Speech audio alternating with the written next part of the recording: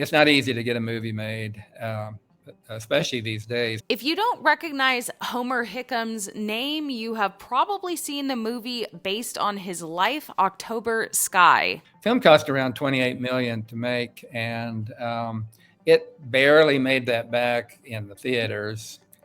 But as soon as it went out on video, VCRs, it became a huge hit because as I like to say, every substitute teacher in the world shows October Sky. And every family loves, that want a nice family movie, they'll pop in October Sky, and or now Netflix and a number of the other streaming services has picked it up. So it had a second, third, fourth, fifth, and life. I recently interviewed Homer, who actually went on to work at NASA for many years, and I asked him about what he thinks has changed with NASA and why they're not the NASA of the Apollo days anymore. But I said that I would release a part 2 of this interview, and here it is. This is really an interesting look behind the scenes at what it takes to make a movie that so many of us have seen probably more than once. Of course, many movies start with a book, and October Sky is no different. It is based on the book Rocket Boys by Homer Hickam. Homer was born in Colwood, West Virginia in 1943. And I'm not kidding when I say this guy has more lives than a cat with 9 lives. He has lived so many different interesting lives, including as an Army veteran serving as the first lieutenant in the 4th Infantry Division in Vietnam in 1967 to 68, where he won the Army Commendation and Bronze Star medals. He served 6 years on active duty, leaving the service with the rank of captain. After Vietnam, he began writing, and he didn't stop. In fact, he's written a lot of books. How many books have you written total? I think 19 is what we're saying right now. And I've got one in the works that I'm working on now. So I'll probably round out at 20 or 21. We'll see. That's insane. How do you do that? Most people, the idea of writing one book is so daunting. Well, it does require perseverance because there are a lot of times when you don't feel like writing or you don't have anything to write. What I tell folks is to go ahead and write because where the magic comes in my writing, and I think most writers, is in the rewrite. So go ahead and get it down.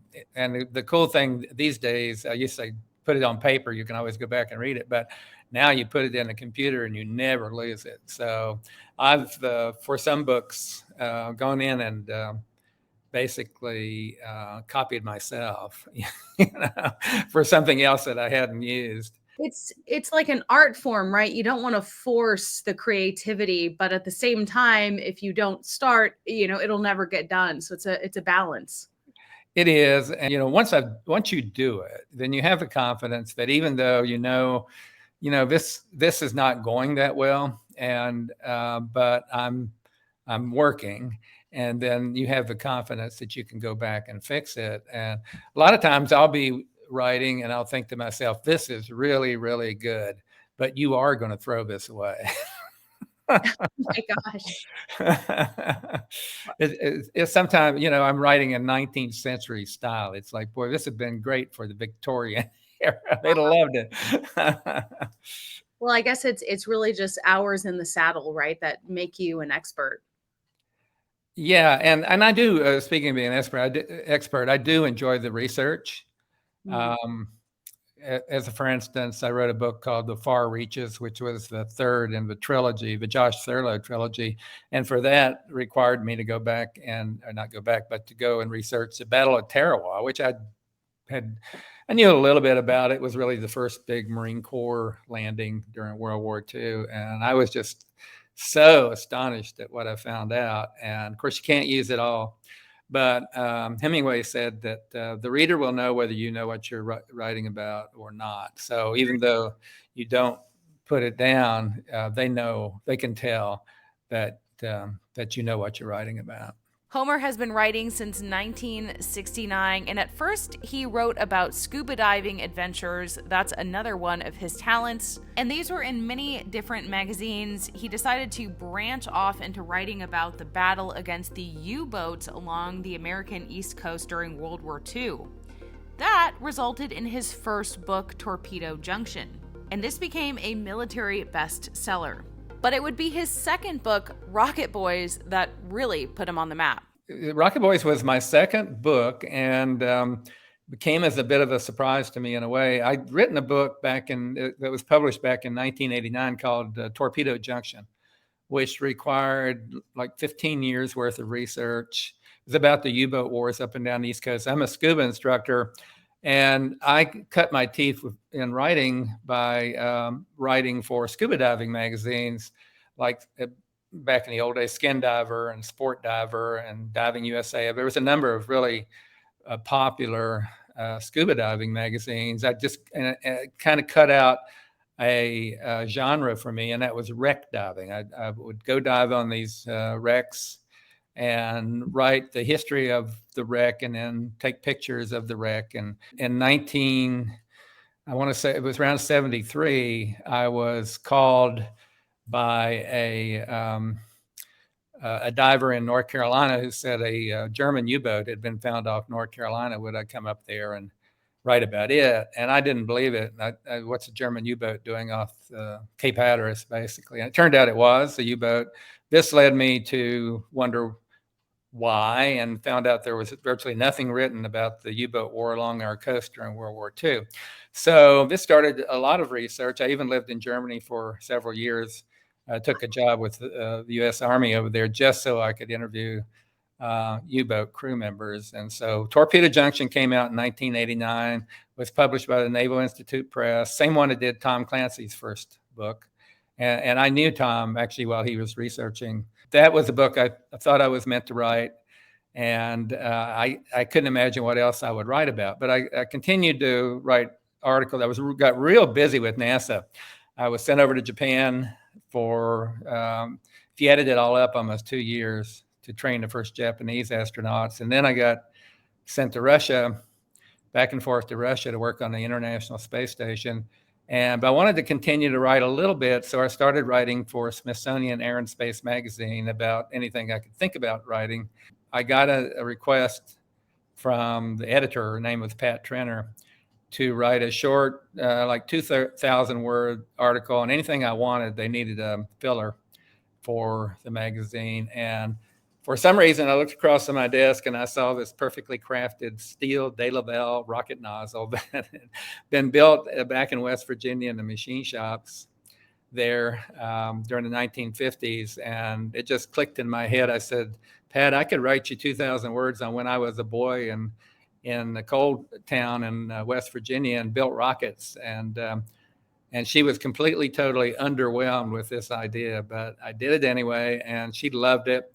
And when it came out, my phone almost melted down from agents, publishers, even Hollywood, about doing something more with this story. And that started me writing Rocket Boys in '96. And before I knew it, within a year, I had a contract with Universal Studios to make a movie based upon just the first opening chapters of what became Rocket Boys.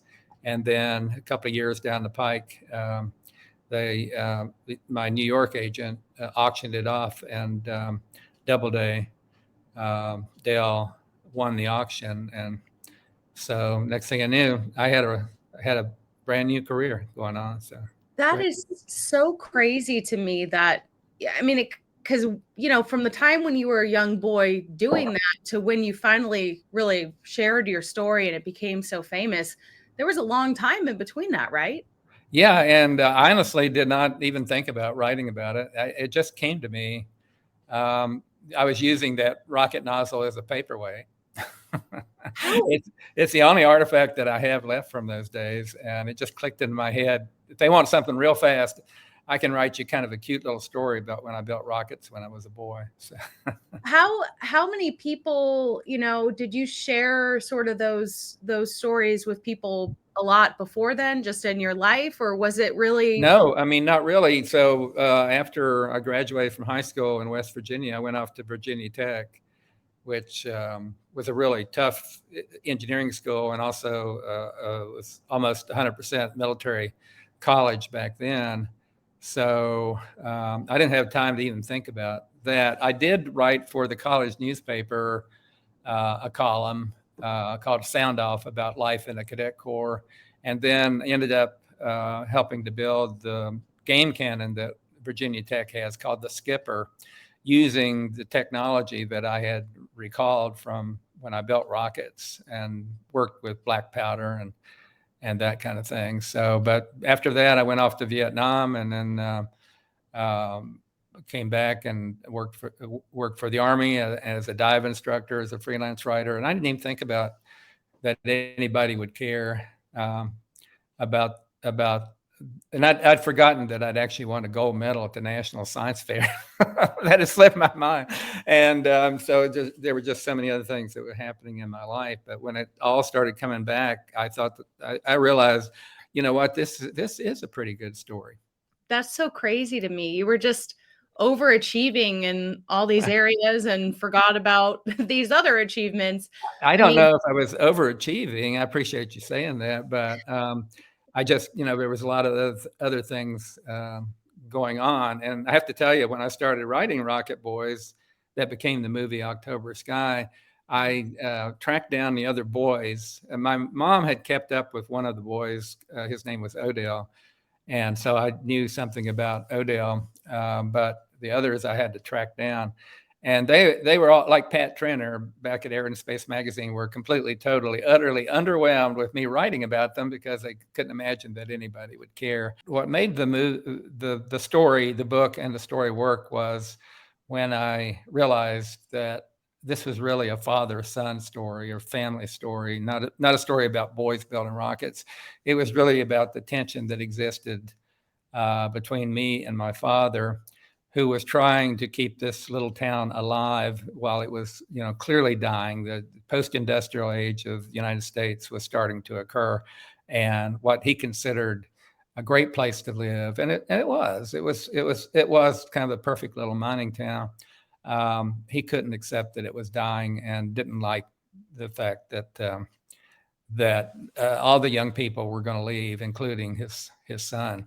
So. wow. So I was reading a little bit about, you guys changed the title, correct, for the Well, movie? you guys, meaning Universal Studios, I have never forgiven them for that. When they made the film and got it edited, they started showing it to test audiences. And the test audiences, by and large, did not like the title Rocket Boys. And I understood that. They thought it was like going to be about Werner von Braun and the boys down at Cape Canaveral or something like that. I originally had called it the Coalwood Rocket Boys, but the publisher dropped the Coalwood. I wish they hadn't. I actually like that better. But so Joe Johnston, who was the director of Rocket Boys, started casting around, trying to figure out what else to call it. And he had some anagram software in his computer, and just playing around, he stuck Rocket Boys in it, and out popped the only real anagram of Rocket Boys is October Sky. And since Sputnik was launched in October of 57, he said, that is perfect. Let's call, and got the producers, let's call Homer and tell him. He'll love it. And they called me, and I heard them out, and I said, I hate that title. Really? Oh, I'll have nothing to do with the movie called October Sky. Of course, it was all tongue in cheek. I knew they were going to do whatever they're going to do. And they said, great, we knew you'd love it, Homer. So, oh my gosh. So wow, that's so crazy. Although, obviously enough people liked it because it's so well known, and wow, that's yeah, it is a good title. And I'd probably, I mean, it was too late by then. The book Rocket Boys, as they were going to call it, Doubleday was going to call it, was was on its way, so there was no way to go back and change the title. Although there is a mass market book called October Sky, and it's exactly the same as Rocket Boys. They just have the movie poster on the cover. But for the most part, what's available now with Rocket Boys is the trade, what they call the trade paper, which is a large format of bigger than a mass market paperback. And they just went out of hardcover last year. And, this book is 25 years old. It's pretty remarkable that it stayed in hardcover that long. But the trade paper is still available. And of course, it was published overseas in many, many places as well. Do you know how many copies of the book have been sold? I think, including international sales, probably around 3 million or so. Oh my gosh. Yeah. What does that mean? It still goes on. It's number one right now on Amazon for Southern U.S. biographies, although it's not a biography, it's a memoir. But hey, I'm not going to split hairs with Jeff Bezos on that. So, and it's taught in a lot of schools, middle schools, on up and such. So it'll be around for a while. What does that mean to you? Well, a writer writes to be read. I love it, but it's popular. And it also, of course, it carries along the rest of the books that I wrote. It was told a long time ago about an agent. It's like, Homer, you don't want to be a rotor. A rotor is somebody, they always say, oh, he wrote Rocket Boys. Well, it turns out that I am a rotor, and that's fine because it drags all the other books along. They read Rocket Boys, and then they think, well, I think I'll read The Coldwood Way, and I don't think I'll read Skystone, and maybe I'll try the Josh Sirleaf series, and so on. Wow. Well, we do know, it's Hollywood. How much of the movie was embellished, or maybe, how accurate was it to your life? Well, I promised Universal a long time ago not to talk too much about the differences, but there are differences. Of course, as there always are between a screenplay and a book. The movie has the same heart, I think, as the book. It just has places where things happen which didn't really happen. But I understand it's a very visual medium. They only have 2 hours or less to tell a story, where I've got 400 pages where I can tell the story. So. Oh my gosh. If you like one, you're going to like the other. So yeah. And people who see the movie not invariably, but often then want to go read the book to see what really happened. I love Jake Gyllenhaal as an actor. He's just incredible. What was it like? I'm sure you got to work with him to some degree. Yeah, I did. Now, Jake was only 16 going on 17 when we made the film. Seriously? He had to, he could only be on set so many hours because he's basically child labor. And he had a tutor on set where he would go, and he was taking classes. But he was a very sweet boy. His mother and I became really good friends. Her name is Naomi Foner, and she's a screenplay writer herself. He's from old Hollywood. His dad was a director, and his mom was a screenplay writer, and grew up in Hollywood. And Paul Newman taught him to drive, if it gave you an idea. So you would think that he and I would have very, very little in common, but in fact, we really liked each other. He asked me a lot about, who that boy was, and as I reminded him often, I'm not that boy at all. I had to remember who he was too when I wrote the book. I had to get into his head, and I just thought he did a great job of capturing the character as written, and who's not going to love Jake Gyllenhaal after all? Oh yeah, no, he's, phenomenal. That's really good, actually, because I feel like too many movies, they have teenagers in the movie, but they're like, late 20s actors. So it's nice that he was actually a teenager. Yeah, the other boys were in the early 20s, which was kind of an interesting dynamic. They look like teenagers, and but at night, Jake had to go stay in a hotel with his mother, and but the other boys were down at the local Home Depot or Walmart, hanging out with. It was filmed in Tennessee, hanging out with those Tennessee girls who were very, very impressed. Oh wow! That they were big Hollywood actors. And so I often said, if Jake looked stressed during that movie, it was real. He was stressed. Yeah. Oh my gosh. But yeah, the boys, they really became good friends. The movie was only supposed to take about 4 weeks to make. It ended up taking almost 3 months. And so a lot of things had to be juggled around, and it meant a lot of time standing around and waiting, mostly for the weather. The weather turned to be awful. But Jake and the other boys had a chance to get to know each other, and as far as I know, they're still friends. And of course, I got to meet Natalie Canada, was great, who played my mom. And the real Elsie, my mom, came on set one day, and they had a nice time together. And of course, Laura Dern. Laura Dern was only able to be there a couple of weeks, so everything had to be fitted around her as well. And then Chris Cooper, of course. Chris, I didn't know very well on set. He wanted to stay in character, so he didn't really want much to do with me, and I didn't blame him.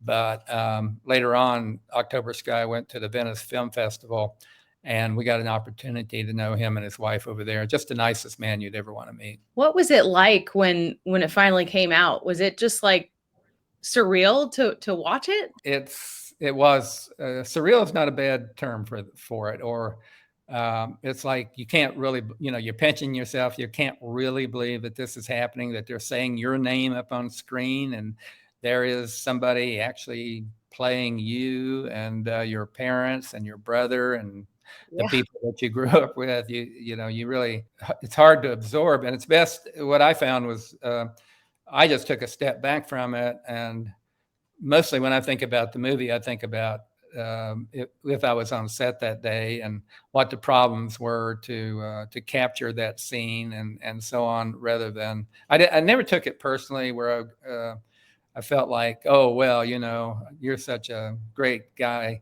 Homer, they should make a movie about you. Fortunately, by then I was 55 years old, and it was just something else in my life.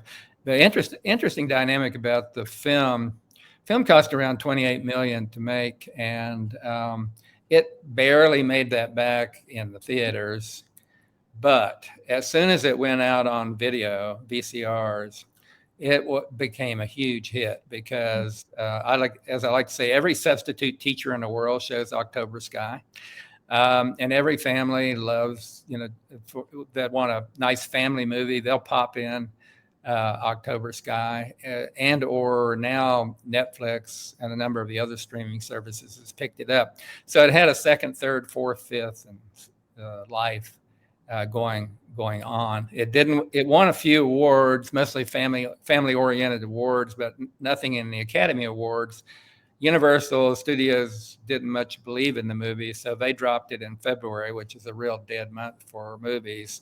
But it's a lot more popular now by far than the movie that won the Academy Award in 1999, which was a movie called American Beauty, which also included Chris Cooper, interestingly enough. So. Oh, wow. Well, they should have aired it in October.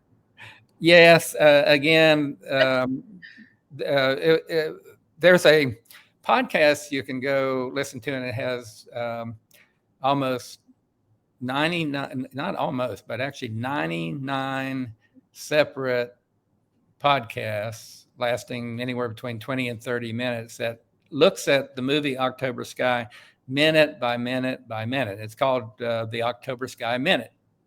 OctoberSky.minute.com. And these guys, Hal and Jim, they're great. They take movies and they do that. They look at every minute, and there's something during that minute that they talk about. Like when the boys are in handcuffs in October Sky, they have a guy that came on that was an expert on handcuffs. It was very, very interesting. And then I was on several times talking about, things that were going on. And one of the other real Rocket Boys, Roy Lee Cook, was on. So that's an interesting place to go out and look at this movie in depth and understand why it continues to be popular.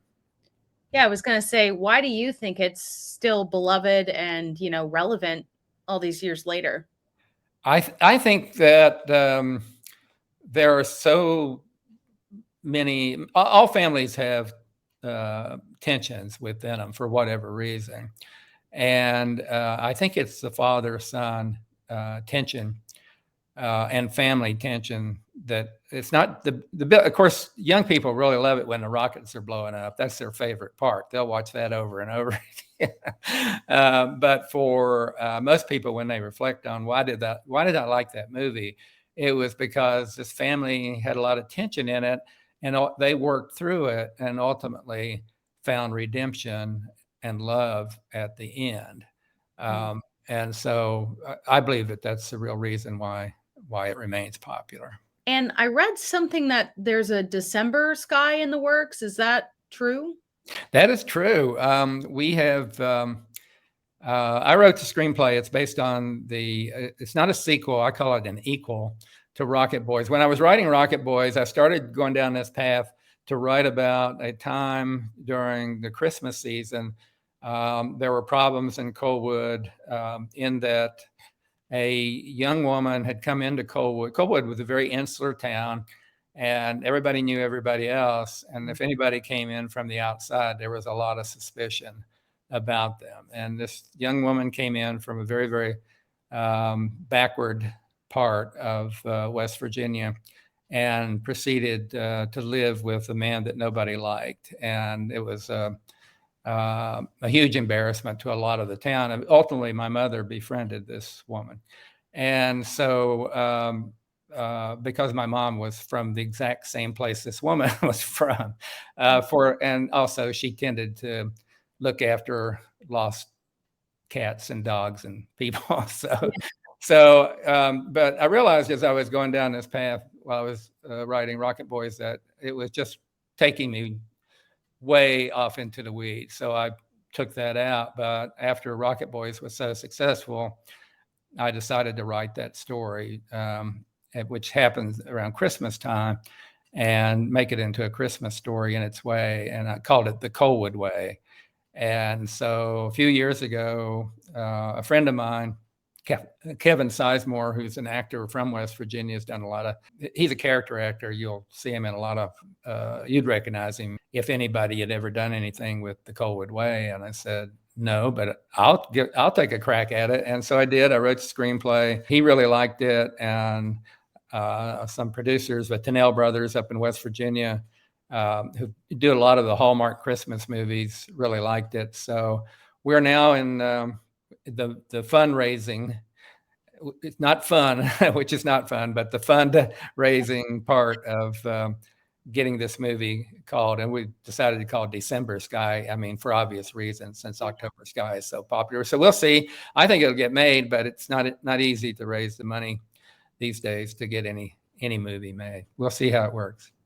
And how does that work, raising the money? Is there like a way that the public can participate, or is this sort of more private? Yeah, we haven't gone to the crowdfunding idea yet. The movie, as I mentioned, October Sky took $28 million to make, and you can make it for a lot cheaper now. Of course, Joe Johnston wouldn't do it. He'd insist on spending every penny of that. But now with you got to realize back in the 90s, so you had real film, right, and many very expensive cameras and setups and lighting. These days, with everything being digital, you can go in the studio and correct a lot of the lighting and everything else. So it can be made for quite a bit less. Our budget is $5 million to make this film. And we want to make it in West Virginia, which has a 31% tax credit, which means whoever invests in the movie will automatically get 31% back from the state who wants movies made in the state. Yeah. So that's a big incentive. But so there are a couple of ways to approach it. We can, and the way we've been approaching is just try to find people who are kind of interested in the movie business, that have money, that want to see this movie made, and and to a lesser extent, but I think we're probably going to get more into it. It's like going to Netflix and Hulu and the rest of those with the screenplay and say, October Sky is so popular. Would you be interested in fronting a little money? It's all very complex. I don't get involved with that side of it. I trust the Tennell brothers to go off and do that. But it's not easy. It's not easy to get a movie made, especially these days. My agent out in Hollywood says, "Oh, Homer, just stay alive to 25." So, okay, I'll do it, and we'll see if we can get this movie made. Wow.